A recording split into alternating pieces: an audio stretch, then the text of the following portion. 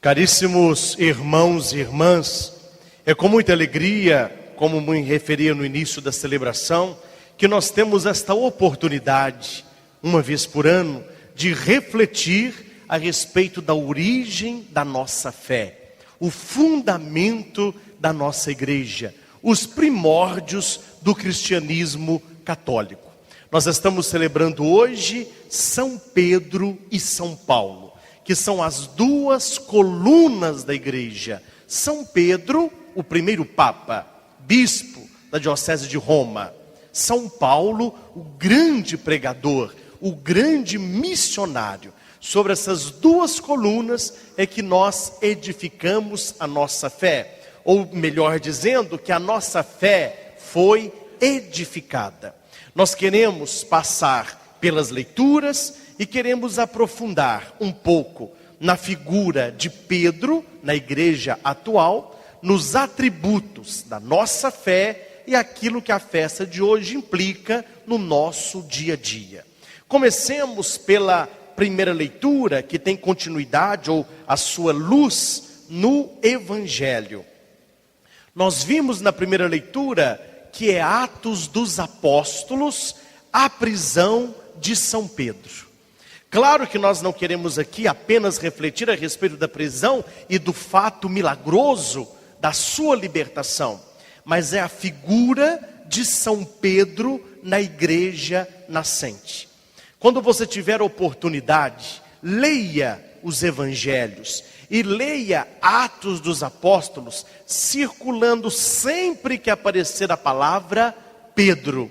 Você verá que São Pedro, ele está presente em todos os momentos essenciais. E que Pedro, ele vai assumindo um caráter de líder, um caráter de primeiro, naquilo que nós chamamos de colégio apostólico, que são os 12 apóstolos.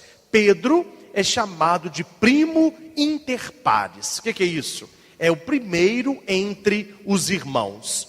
O Papa, ele é um bispo. É um bispo igual ao nosso bispo, Dom Tarcísio. Mas para ser bispo da igreja primária, que é a igreja patriarcal de Roma, é necessário que este bispo seja também um cardeal, que são assessores do Romano Pontífice. E quando o cardeal é eleito bispo da cidade de Roma, ele se torna um irmão entre os bispos, mas aquele que tem a primeira voz. Por isso que se diz que o Papa é o primo inter pares. Ele é o primeiro entre os irmãos. Ele é o ponto de unidade entre a igreja do mundo inteiro.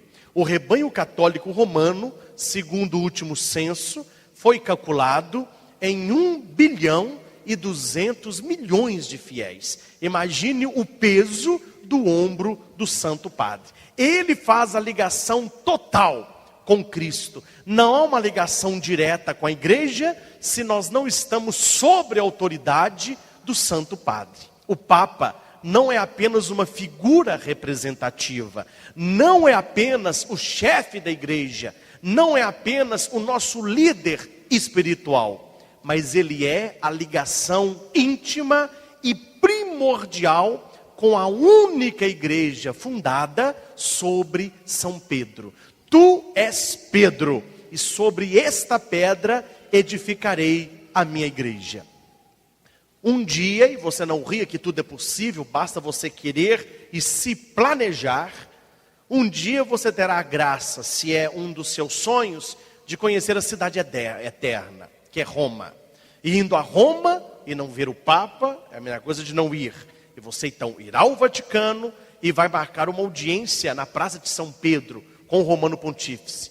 É algo inimaginável. Faltam-me palavras para passar para vocês a alegria que nós temos em estar no coração da igreja, vendo o Papa, como ele passou perto dos padres que estavam na frente, a 1,5 m, 2 metros, sabendo que ali está a figura central da ligação com Cristo. E o coração ainda bate mais forte quando você entra pela primeira vez na Basílica de São Pedro, a maior igreja do mundo. Quem conhece a Basílica de Aparecida, cabem 3 basílicas de Aparecida de comprimento e 2 de altura. É fora do comum a grandiosidade. E está escrito em cima do túmulo de São Pedro, onde se ergue o grandioso baldaquino de Bernini: Tu és Pedro, e sobre esta pedra edificarei a minha igreja. É em cima do túmulo de Pedro que o Papa continua celebrando as missas. Depois que você conhece a Basílica Papal, você vai descer a cripta, onde estão os túmulos de vários e vários papas. O coração da gente bate especial, 2 motivos. Primeiro, quando você vê o túmulo de João Paulo II, né? Aí o coração bate, nós rezamos, choramos, nos abraçamos. Um homem muito santo, que conduziu a nossa igreja por anos. Mas nada igual quando você passa no maior túmulo, um túmulo central, com um vidro blindado, vários castiçais, um ícone bizantino e escrito no século II: Sepulcro Sancti Petri Apostoli. Sepulcro de São Pedro, meu filho, não há quem não chore, não há quem não se emocione. Quando você vê o túmulo de Pedro, você está vendo o túmulo daquele no qual Cristo edificou a sua igreja. E as emoções não param por aí. Quando você sai da Basílica Papal e você vai para a Basílica de São Paulo, extramura, fora dos muros do Vaticano, lá está o túmulo de São Paulo, o grande pregador. Meus irmãos, é claro que nós não estamos aqui com um discurso, não é, que todos vão. Mas seria bom que, se pelo menos a pessoa não tem esse sonho, ou se a pessoa se vê muito longe de realizar isso, que a pessoa se fundamentasse com uma leitura sólida a respeito da origem da nossa fé cristã católica. Quando você vai a Roma, pelo menos eu como padre, olha, eu como padre, eu estudei, tive um caminho parecido com o que o Pedro estive em Mariana, depois cursei teologia, sempre fui apaixonado pela igreja, sempre fui um defensor do catolicismo, sempre tentei fazer aquilo que o Santo Padre pede, sempre amei a igreja, mas não tinha noção do tamanho da nossa igreja e da importância do catolicismo quando você vai a Roma e contempla uma liturgia vaticana, quando você contempla a organização do coração da nossa igreja. Meus irmãos, estamos a anos-luz das demais igrejas protestantes. É uma coisa fora do comum. Você respira história. Você vê as colunas de Roma antiga, os túmulos dos mártires, o Coliseu, onde vários cristãos tiveram a cabeça cortada, tiveram o ventre aberto e não renunciaram à fé em Jesus Cristo. Você bebe da origem da nossa igreja. E nós devemos olhar hoje, abro parênteses, para a igreja com um olhar carinhoso. Tudo na nossa vida, ela tem pelo menos 2 lados. Há muitas pessoas que olham para a igreja e a veem como uma estrutura pesada, uma estrutura antimoderna, uma estrutura medieval. Muitos olham a igreja com olhos de muita reserva, pelos ministros que estão à frente serem celibatários, não serem casados. De vez em quando aparece na mídia os escândalos de pedofilia e tantos outros pecados horrorosos que são cometidos dentro da igreja. E são realidades palpáveis, porque a igreja não é feita de santos, a igreja é feita de homens. Mas ao mesmo tempo que no colégio dos 12, Jesus escolheu os 12 e um o traiu, que é Judas. Nós não podemos olhar a igreja e julgar a igreja através de Judas. Tem muito João que ama Jesus e que tenta levar uma vida na palavra. Tem muito Pedro que se transforma num pregador da palavra e tenta levar o povo a Deus. A mesma igreja onde estão os pedófilos, aqueles que não aguentam o celibato, onde estão tantos escândalos. É esta mesma igreja que se encontra Santa Teresinha do Menino Jesus, Santa Edith Stein, São Tomás de Aquino, Santo Agostinho, São Gregório de Nissa, Beato João Paulo II. É nesta mesma igreja que nós estamos. Depende qual dos lados nós queremos estar. Se nós somos do rebanho de Judas, o traidor, ou se nós estamos com Pedro, que apesar de ter negado Jesus 3 vezes, atesta o seu amor trinitariamente. Tu sabes tudo, tu sabes que eu te amo. Este texto bíblico é um texto pós-pascal, depois que Jesus tinha ressuscitado. Antes foi o texto que nós ouvimos na celebração de hoje. Quem dizeis que eu sou? Pedro toma a palavra. Tu és o Messias, o Filho do Deus vivo. Vamos repetir? Tu és.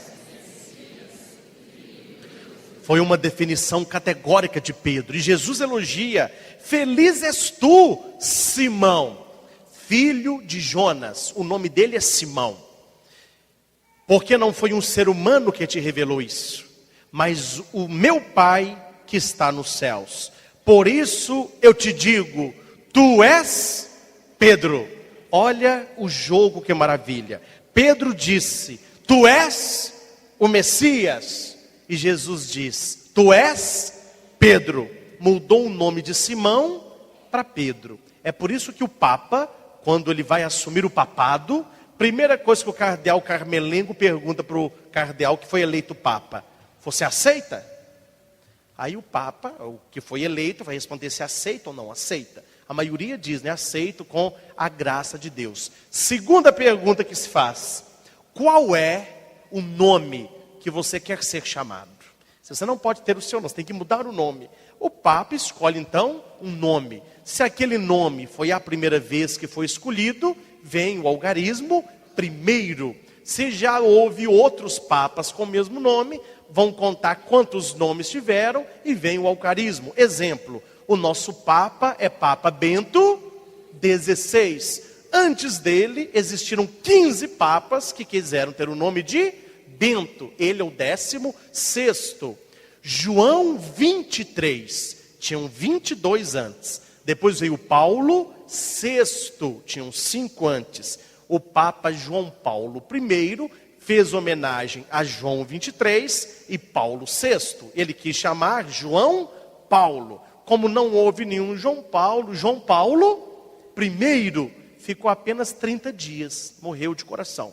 Veio João Paulo II, ele quis manter o nome João Paulo II. Se o Bento XVI, José Ratzinger, fala, não, eu quero continuar na mesma linha de João Paulo, o meu nome também será João Paulo, ele seria João Paulo III, não é? Eu trouxe para vocês, meus irmãos, e eu vou colocar também no site para que você possa copiar, padrecristianchancar.com.br. Vou pedir para colocar amanhã. Isto é história.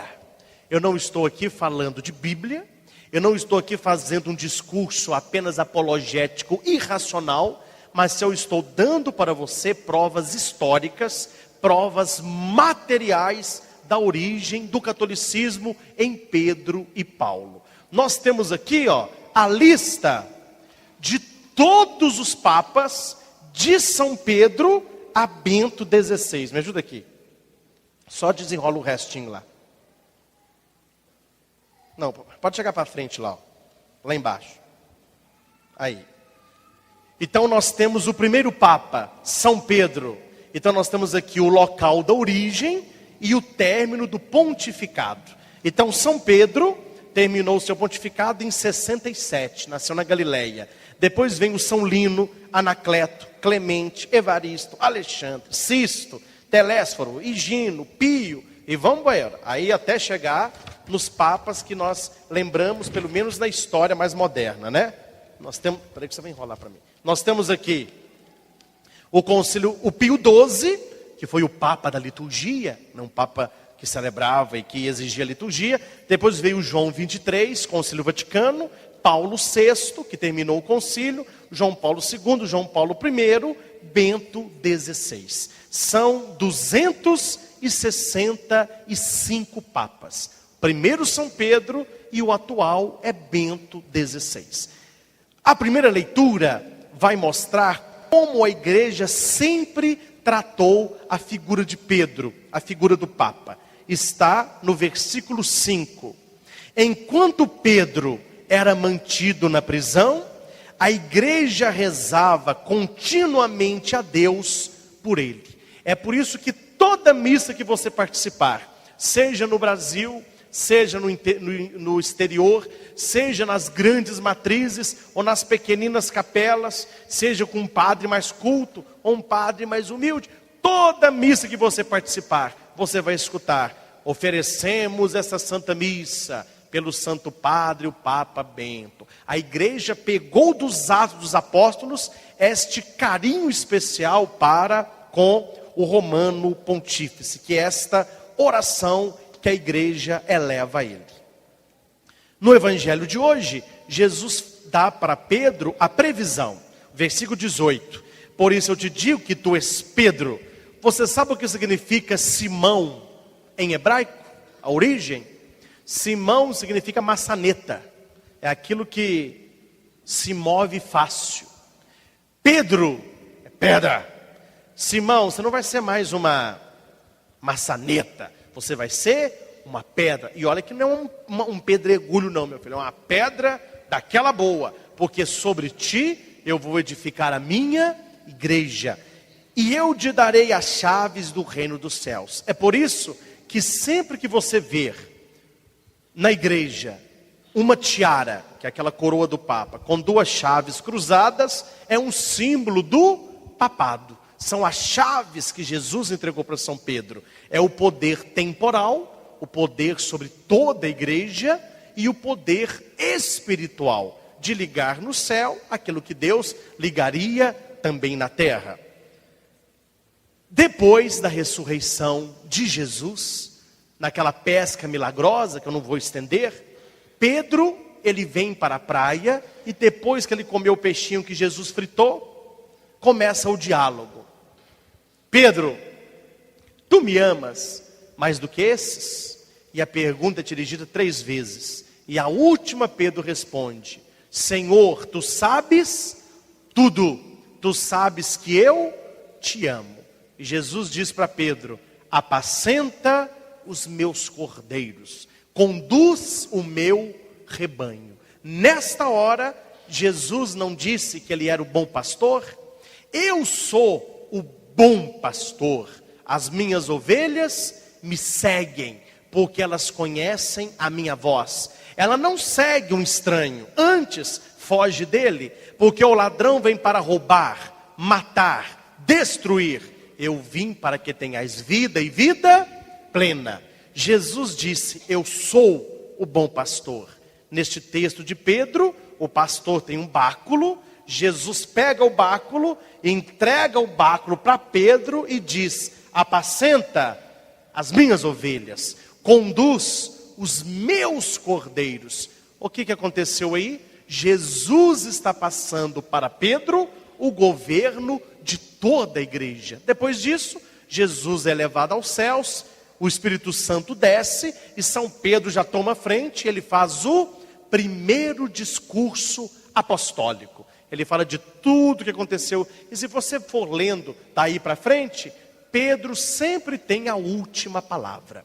Tanto que na segunda leitura da missa de ontem, que está no verso do folheto de vocês, página 4, na segunda leitura, no versículo 18, Paulo diz: 3 anos mais tarde, fui a Jerusalém para conhecer Cefas, e fiquei com ele 15 dias. Cefas é Kefas, é pedra, é Pedro. Então São Paulo pregava, mas ele foi ter com Pedro para lhe pedir orientação, para lhe pedir uma aprovação. Então, desde o início da igreja, a igreja caminha olhando para Roma, onde está o túmulo do primeiro Papa e continuam os seus sucessores. Não sei se vocês sabem, Pedro, quando foi preso e quando Pedro foi condenado a morrer, ele foi condenado à cruz. Eles pregaram a mão direita de Pedro, pregaram a mão esquerda de Pedro e pregaram os seus pés, igual Jesus. Aí Pedro disse: me dá minha última vontade, eu tenho o último desejo. E os soldados, rindo e criticando aquela situação, pensavam: o que um homem na cruz tem ainda de desejo? O que você quer? Eu não sou digno de ser crucificado como Jesus. Me crucifiquem de cabeça para baixo. E Pedro morreu crucificado de cabeça para baixo. Ele não se sentiu digno de morrer como Jesus. É por isso, meus irmãos, que algumas igrejas em Roma e alguns locais que o Papa vai, o trono papal, ele tem uma cruz de cabeça para baixo. As pessoas olham, principalmente membros de seitas e muitas anticatólicas, eu já vi muito isso na internet, eles colocam essa foto, colocam uma setinha na cruz e diz: prova de que o Papa é o anticristo. A cruz de cabeça para baixo significa a derrotada do cristianismo. Não conhecem história. A cruz de cabeça para baixo nos lembra o martírio de São Pedro. Ele não foi digno de morrer como Jesus, mas a cruz dele foi de cabeça para baixo. A outra figura que nós celebramos é São Paulo. Olha, olhando para São Paulo, a gente até respira aliviado, viu?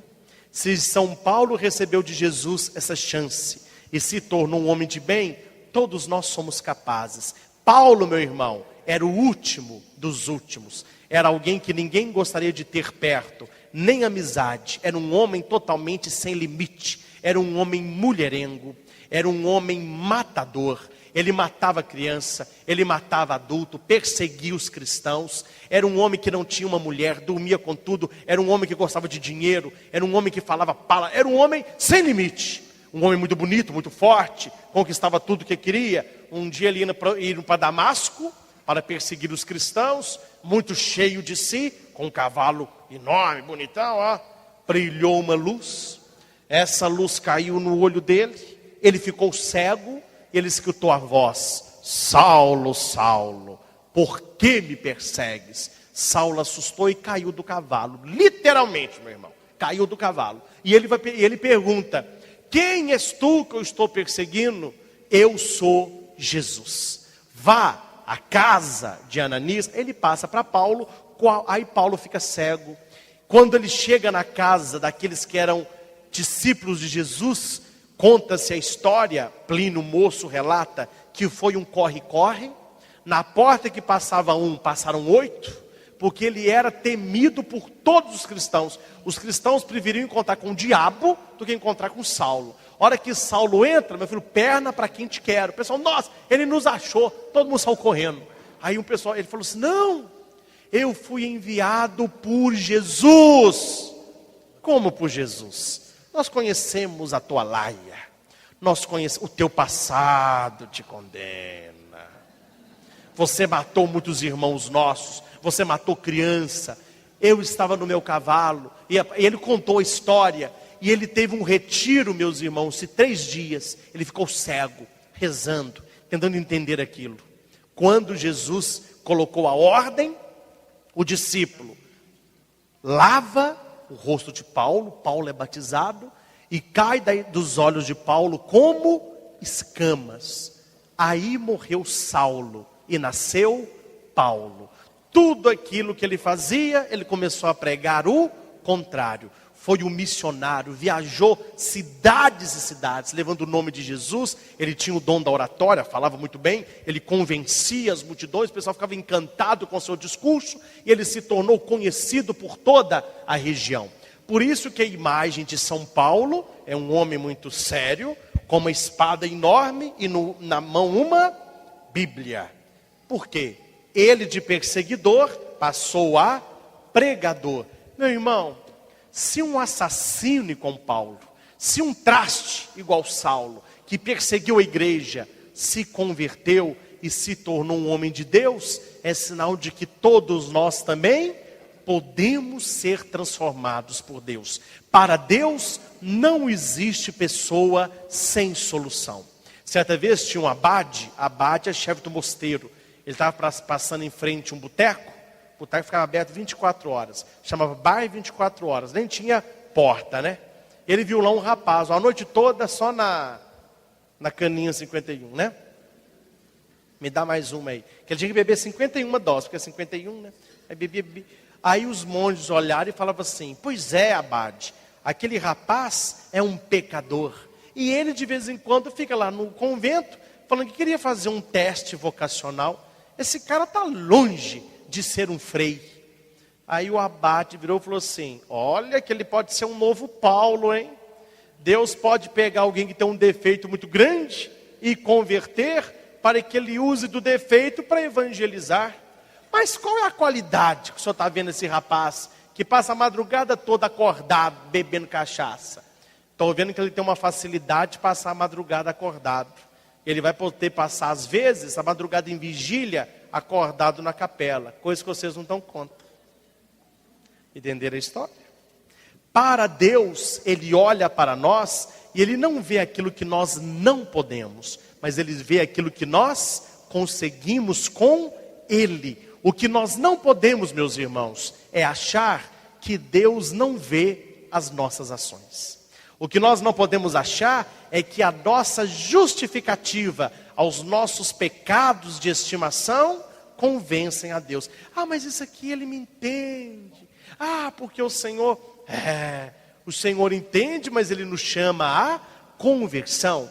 De Simão para Pedro, de Saulo para Paulo. Finalizo, meus irmãos, esta fala, porque é o dia da gente refletir um pouco disso, sobre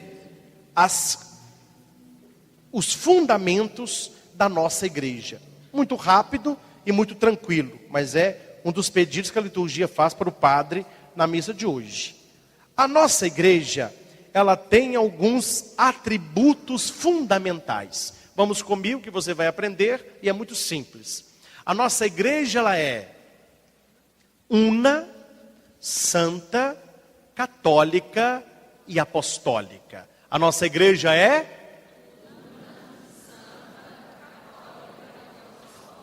primeiro, por que nós falamos que a igreja é una? Porque existe uma só doutrina, um só culto e um só governo. Quando Jesus olhou para Pedro e disse para ele: Pedro, sobre ti edificarei a minha igreja. Ele não disse as minhas. A igreja é esposa de Cristo. E Cristo, coisa que ele não é mulherengo. Ele não tem várias mulheres. Ele tem uma esposa só. E a esposa de Cristo é a igreja. É a noiva que se enfeita para o cordeiro. Uma só doutrina. Mateus 12:30. Quem não está comigo é contra mim. Efésios 4, versículo 3. Existe um só Senhor, uma só fé, um só batismo e um só Deus. Jesus rezou: Pai, eu rezo para que eles sejam um, como eu e tu somos também um. A unidade. O Papa é o ponto da unidade. Gálatas 1:7. Devia ler esse versículo aqui mais. Não nós, alguns aí. Deveria ler esse versículo mais. Gálatas 1:7. Se alguém vos anunciar um evangelho diferente daquele que foi anunciado pelos apóstolos, que seja excomungado. Isso está na Bíblia, meu irmão. Gálatas 1:7. Se alguém anunciar para você um evangelho diferente do que o evangelho que a igreja apostólica anuncia, que seja excomungado. Unidade de culto. 1 Coríntios 10:17. Há um só pão, um só corpo, embora muitos, visto que participamos todos do único pão.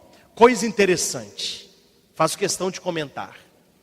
Tive a graça de celebrar, já celebrei, na igreja da Medalha Milagrosa, em Paris. Na igreja do Sagrado Coração de Maria, em Paris. Na igreja de São Francisco de Assis, em Assis. Na Basílica de São Pedro, com outros padres, em Roma. Na Alemanha. e outros países, Medjugorje, esses países que eu já conheço. Interessante, nós celebramos a missa em português. A igreja, as pessoas participam. Elas não entendem português, mas elas participam da missa inteira. Elas sabem, eu não estou entendendo o que o padre está falando, mas eu sei aonde a missa está. É a primeira leitura, é consagração. O padre agora vai dar a comunhão. Coisa mais interessante, na hora da paz de Cristo, aí o padre, para os fiéis, a gente fala em latim, né? Pax Christi, amém. Pax Christi, amém. Aí chega na hora da comunhão, a gente fala Corpus Christi, é latim, né? Cada um responde no seu idioma. Corpus Christi, amém. Corpus Christi, amém. Corpus Christi, Rami. Aí eu fui dar comunhão, não sei se é russo, eu falei com ele, Corpus Christi, falei, opa. Foi mesmo, isso foi em Lourdes, na França. Quer dizer, mas a pessoa está ali participando e ela sabe aonde a missa está. Por quê? A nossa igreja, meus irmãos, existe uma coisa que só nós temos, é chamada de liturgia universal. A leitura que é lida hoje aqui, ela está sendo lida do norte a sul do país, está sendo lida nos Estados Unidos, foi a que leu em Roma, foi a que leu na China. Quem for à missa amanhã, a leitura que lê amanhã é no mundo inteiro, a mesma leitura. Padre Cristo está os de vermelho, São Pedro e São Paulo.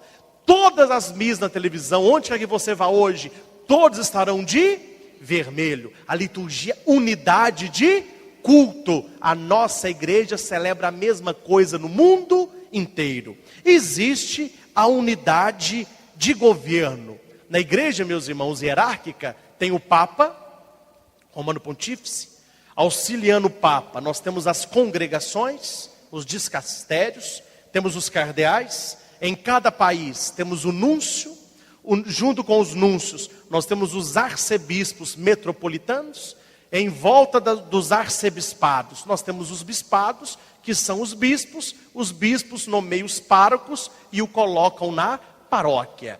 É uma corrente só, padre, bispo e o santo padre. É a certeza que nós temos a doutrina una. Por isso que nós falamos que a igreja é uma na doutrina, no governo e no culto. A igreja, ela é santa. Nós somos pecadores, mas a igreja é santa. Ela é santa no seu fundador. Quem é o fundador da igreja? Jesus Cristo. Ele é santo. A igreja é santa no seu fim. A finalidade da igreja é a nossa salvação. Ela é santa nos seus sacramentos: batismo, primeira comunhão, crisma, confissão, unção dos enfermos, matrimônio, ordem, são sacramentos santos. Ela é santa na sua doutrina. Aquilo que a igreja ensina é o caminho da santidade. E ela é santa nos seus membros. Gente, sou santo, gente. Você é santo, meu irmão. Nós não somos totalmente santos. Mas se você olhar para o seu coração, vai me dizer que você não vê muita coisa na sua vida que é uma obra da santidade de Deus. Nós temos muita coisa boa, eu tenho muita coisa boa, todos nós temos. Nós somos santos, só que nós não somos santos totalmente. Nós somos santos e pecadores. E a igreja é santa porque ela nos acolhe. Assim como nós temos que permanecer na igreja, esperando que ela melhore, a igreja nos tolera, esperando que nós nos convertamos. Nós vamos caminhando junto, eu me melhorando e eu melhorando a igreja. E a nossa igreja, ela é também una, santa, católica. O que significa a palavra católica? Católica vem do grego e significa universal. Nós somos da igreja universal.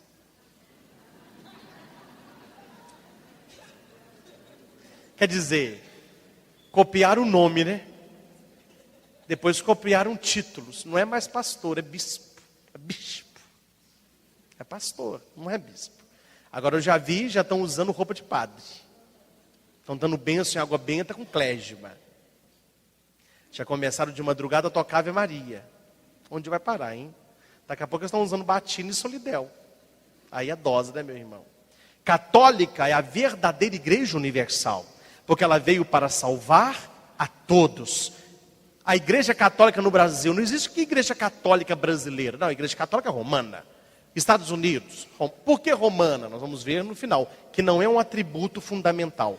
A doutrina da igreja é universal, ide por todo o mundo. Universal, salvai a todos. E a igreja, ela é apostólica, porque ela é governada pelos legítimos sucessores dos apóstolos, tendo como cabeça do colégio apostólico o Papa. Por isso que nós falamos que a igreja é apostólica, ela vem dos apóstolos. Una, santa, católica, apostólica. Por que que nós falamos que a igreja ela é romana? Isso aqui eu vou explicar. E vou dar uma cutucada. Eu já li, porque eu tenho um discurso muito apologético, porque eu estudo. Eu não falo nada que eu não sei. Eu não invento moda, eu gasto tempos e tempos, horas e horas estudando, lendo, aprofundando. Televisão para mim é secundário, diversão para mim é secundário, o primário é estudo. É o estudo da Bíblia e o estudo da doutrina católica. Eu estava lendo um texto preocupante. Surgiu um texto agora, tinha um protestante, querendo provar que a igreja católica não vem de Jesus, mas ela foi fundada por Constantino, no ano 300, misturou tudo. Jogou farinha no ventilador, cocô no aspirador. Meu filho, quem falou que imperador Constantino fundou a igreja? Vai estudar, meu filho, vai ler uns livros mais cultos. A igreja de Cristo vivia nas catacumbas, e os imperadores perseguiam os cristãos. Imperador Constantino, por causa da sua mãe, que era uma devota, e quando ele viu que a igreja estava crescendo demais o número de cristãos, ele se converte ao catolicismo e ele assume a igreja cristã católica como a igreja oficial do império. Por isso que foi nesta época que surgiram as roupas litúrgicas. Constantino disse: você que é bispo, você é também uma autoridade eclesiástica. Então o bispo começou a usar as roupas de dignidade. Foi aí que surgiu os paramentos litúrgicos. Não que Constantino fundou a igreja, mas ele tornou oficial do império dele a igreja que vinha do século I. Eu falei, isso é história das mais, ó. E muitos dizem, a sua igreja é contraditória. Como que você pode ser da igreja católica? Romana ao mesmo tempo. Católica é universal, romana é particular. Não, meu irmão. A romano não é um atributo essencial. Suponhamos que Paulo e Pedro tivessem morrido na França, em Paris, e os túmulos deles estivessem em Paris. A Basílica de São Pedro seria em Paris. A Basílica de São Paulo seria em Paris. Como que chamaria a nossa igreja? Igreja Católica Apostólica Parisiense. Não é porque nós somos franceses, mas é para nos lembrar que os túmulos das colunas da igreja estão em Paris. Onde que está o túmulo de São Pedro e São Paulo? Roma. Por isso que somos católicos romanos, porque em Roma está a sede da nossa igreja. Muito bem, meus irmãos. Trouxe aqui para mostrar para vocês, mas a homilia já estendeu, só mostrar. Faço questão de assinar esse jornal aqui, chamado L'Osservatore Romano. É o jornal do Vaticano. Nesse caso, ele é em português. E a partir desta semana, os números deste jornal estarão na secretaria da paróquia para empréstimo. Você não paga nada. É só você vir, escolhe os números que você quer e você pode levar. VV, ele vai e volta, não é? É uma edição, meu irmão, é o que tem de fundamental. O dia que Dom Tarcísio esteve visitando na casa paroquial, quando ele entrou, quando ele olhou no sofá, falou assim: Padre Cristian, meus parabéns. O que foi, Dom Tarcísio? Você está se fundamentado no que há de mais sólido da nossa igreja, o Jornal do Vaticano. Então, a partir dessa semana, nós vamos disponibilizar, é um jornal semanal, toda semana chega um jornal novo. Eu e Padre Miguel dedicamos um dia para ler as matérias lindíssimas. Temos aqui o Beato João Paulo II, falando sobre a sua santificação, e temos aqui o último número do jornal, que fala sobre ver a face de Deus a partir da cruz. Então são matérias do Santo Padre e da doutrina da nossa igreja. Estou mostrando o jornal para você por quê? Para você ver aonde o seu padre tem buscado aquilo que eu digo para você. Não é achismo, não é invenção, não é historinha, mas é uma doutrina muito bem fundada, muito bem sólida, para que nós possamos crescer como católicos. Só vou ler esse textinho, eu leio isso tudo aqui, mas vou ler só aqui atrás. O católico deve estar sempre perto do Papa, escutá-lo, apoiá-lo, rezar por ele nas suas intenções. Não podemos romper a unidade católica, todos com o Papa. De fato, para estar em plena comunhão com a Igreja de Cristo, que subsiste na Igreja Católica, é preciso professar a mesma fé, celebrar os mesmos sacramentos e estar unidos à hierarquia, cujo ponto principal é o Santo Padre. O Papa é o sucessor do apóstolo Pedro, o bispo de Roma, que Jesus constituiu como perpétuo e visível fundamento da unidade. É o pastor da Igreja Universal. Tem a missão de confirmar a todos na fé, continuando a mesma tarefa que Jesus confiou a Pedro, o primeiro Papa.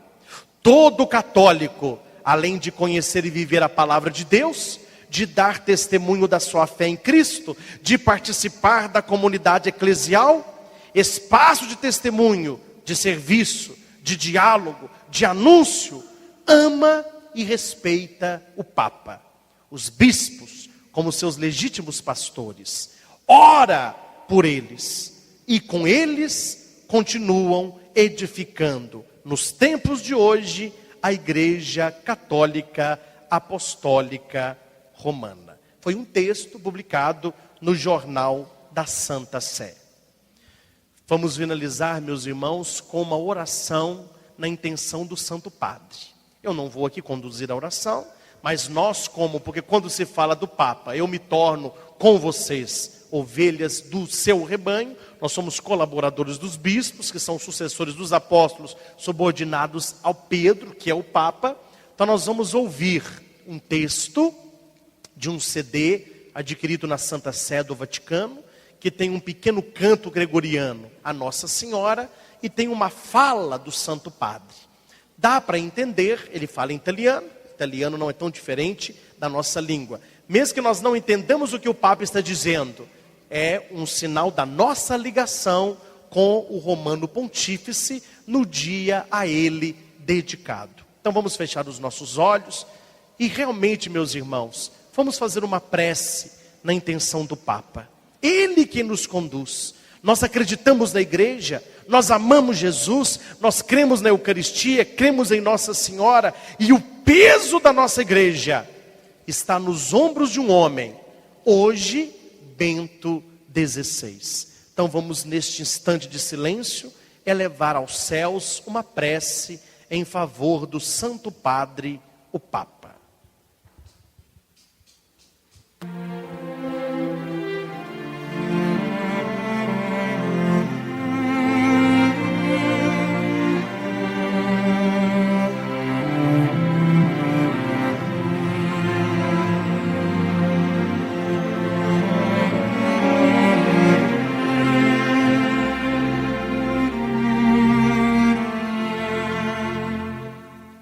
No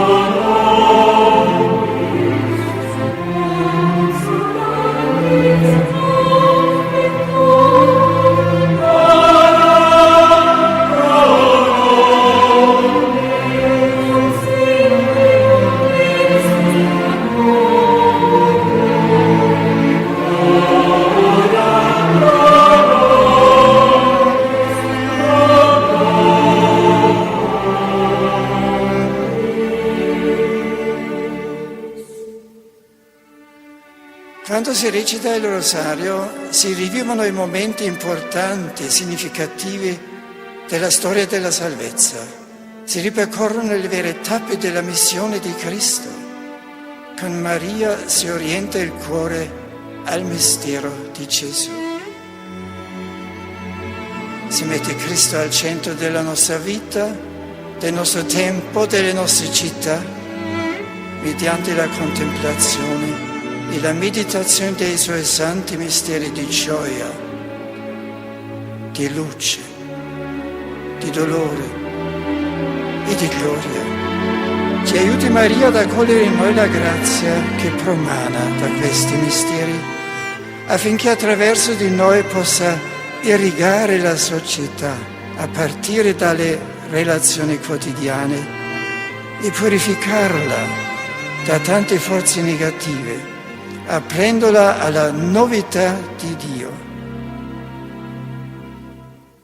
Ave Regina Caelorum, Ave Domina Caelorum, Salve Radix, Salve Porta, et sua mundo lux exalta.